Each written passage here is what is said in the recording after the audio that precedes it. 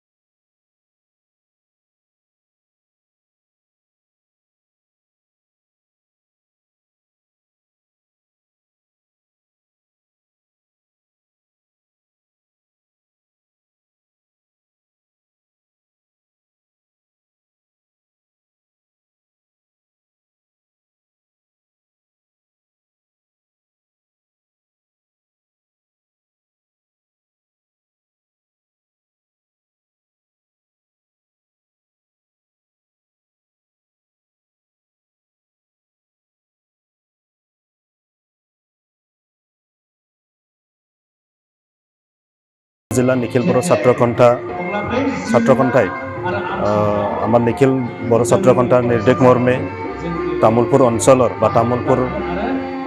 নৱগঠিত জিলাৰ কলবাৰী অঞ্চলৰ এই বাথৌ মন্দিৰ প্ৰাংগণত আজি বড'ফ উপেন্দ্ৰনাথ ব্ৰহ্মৰ ৬৬তম জন্মদিৱস পালন কৰা হৈছে। আৰু এই মানে জন্মদিৱসত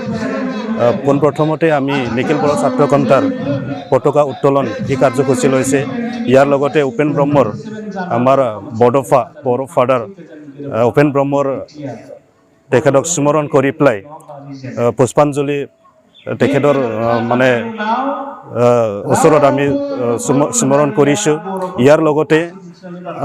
যোৱা সময়বোৰত বড়ো জাতিক নেতৃত্ব দি পেলাই বড়ো জাতিক পৃথিৱীত প্ৰতিস্থাপন কৰাৰ কাৰণে যিবিলাক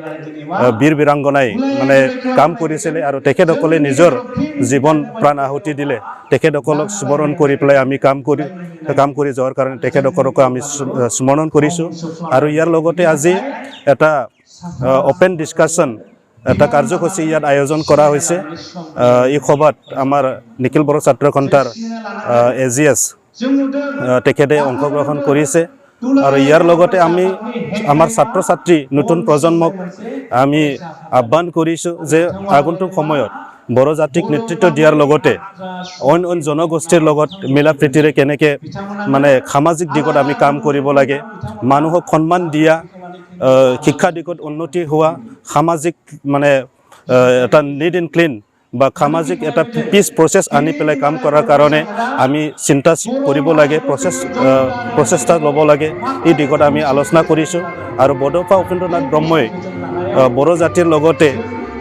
অন্য জাতিও ইয়াত জীয়াই থকাৰ কাৰণে যি মানে লিভ এণ্ড লেট লিভ এই মিছনটো লৈ পেলাই বা এই মটৰটো লৈ পেলাই তেখেতে কাম কৰিছিলে। ইয়াৰ কাৰণে আজি চাইণ্টিফিকেলি ছ'চিয়েলি ইকনমিকেলি কেনেকৈ আমি মানে ডেভেলপ হ'ব লাগে, ইয়াৰ ক্ষেত্ৰত তেখেতে দি যোৱা যি মটৰ, এই মটৰ বিষয়ত আমি এটা আলোচনা চক্ৰ ইয়াত আয়োজন কৰা হৈছে। আজি আমাৰ বড'ফ উপেন্দ্ৰনাথ ব্ৰহ্মৰ জন্মদিৱস ৬৬ জন্মদিৱস 66 জন্মদিৱসত আজি তামোলপুৰ জিলা ইয়াত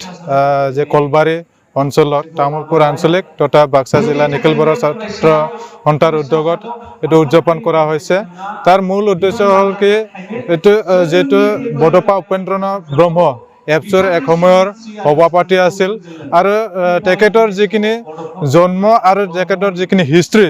এই হিষ্ট্ৰীটো এটা সংগ্ৰামী হিষ্ট্ৰী। কিয়নো তেখেতে যিখিনি LP স্কুলত পঢ়িছিলে, LP স্কুলৰ পৰা স্কুলৰ যিখিনি তেখেতে শিক্ষা গ্ৰহণ কৰাৰ যিখিনি সংগ্ৰাম, এইটো ধৰি যে সামাজিক সংগ্ৰাম তথা বড়ো জাতিৰ কাৰণে যিখিনি সংগ্ৰাম কৰিছে সেইটোৰ ওপৰত আমি আজি আলোচনা ইয়াত এটা ৰাখা হৈছে তাৰ ভিত্তি কৰি এটা আলোচনা চক্ৰ ইয়াত ৰাখা হৈছে তাতে মূল যে আজি অতিথি হিচাপে আমাৰ নিখিল বড়ো ছাত্ৰ সন্থাৰ যে এছিষ্টেণ্ট জেনেৰেল ছেক্ৰেটাৰী দিনেশ ব্ৰহ্ম তেখেতে ইয়াত অংশগ্ৰহণ কৰিছে তথা বড়ো সাহিত্য সভাৰ তামোলপুৰ জিলাৰ বড়ো সাহিত্য সভাৰ ইয়াত সভাপতি আছে আৰু অঞ্চলৰ ছাত্ৰ ছাত্ৰী আৰু অঞ্চলৰ যিখিনি আমাৰ নিখিল বড়ো ছাত্ৰ সন্থাৰ যে আঞ্চলিক সমিতিৰ পৰা ইয়াতে অংশগ্ৰহণ কৰা হৈছে তাৰ এইটোৰ দ্বাৰা আমি এতিয়া জনাব যাওঁ যে ছাত্ৰ দিৱস এইটো ছাত্ৰ দিৱস হিচাপেও পালন কৰা হৈছে যে ছাত্ৰ জীৱনৰ পৰা আমি সংগ্ৰামী যিখিনি প্ৰচেষ্টা এইটো ল'ব লাগে কিয়নো ছাত্ৰ জীৱনতে যদি সংগ্ৰাম নকৰে নিজৰ শিক্ষা গ্ৰহণ কৰাৰ ক্ষেত্ৰত আৰু নিজক প্ৰতিষ্ঠা কৰাৰ ক্ষেত্ৰত সংগ্ৰাম কৰাৰ কাৰণে আমাক সংগ্ৰামী এটা মনোবলটো লাগিব এই মনোবলটো বড'ফা উপেন্দ্ৰনাথ ব্ৰহ্মৰ তেখেতৰ তাত আছিলে তাৰ কাৰণে আমি তেখেতৰ পৰা ইনস্পিৰেশ্যন এটা ল'বলৈ কাৰণে ইয়াত অংশগ্ৰহণ কৰিছে আৰু ইয়াত এইটো যিখিনি আজি ইয়াত উদযাপন কৰা হৈছে তাৰ মূল উদ্দেশ্য হ'ল কি আমাৰ অসমত যিখিনি বড়ো মানুহ আছে বড়োক যিখিনি জাগ্ৰত কৰিছিলে তেখেতে ৰিভলিউশ্যন এটা আনিছিলে আমাৰ সামাজিক দিশত অৰ্থনৈতিক দিশত আৰু শিক্ষাৰ দিশত এইটো আমি কেতিয়াও ইয়াত পাহৰিব নোৱাৰোঁ তেখেতক স্মৰণ কৰিব লাগিব সেইকাৰণে আজিৰ দিনত তেখেতক আমি স্মৰণ কৰিছোঁ বাক্সা জিলা নিখিল বড়ো ছাত্ৰ সন্থাৰ তৰফৰ পৰা যি তামোলপুৰ জিলাৰ এই অঞ্চলত কলবাৰী অঞ্চলত এইটো উদযাপন কৰা হৈছে